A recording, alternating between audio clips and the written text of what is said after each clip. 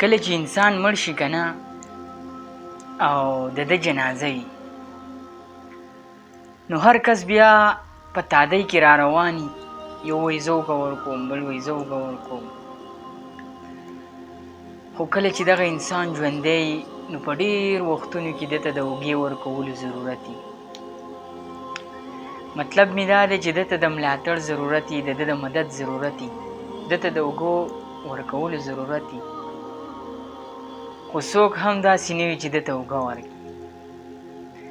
بیا چې کله دغه انسان وفات شي نو هر سړی را منډي وایي زه اوږه ورکوم، بل وایي زه اوږه ورکوم، بل وایي زه اوږه ورکوم. خو بیا یې څه پیدا نشته.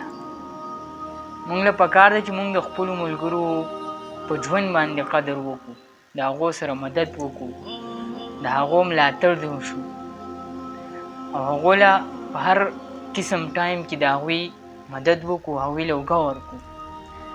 د مرګ نه پس بیا د هغه کټ له اوږه ورکول هغه ته هېڅ پیدا نه ورکوي.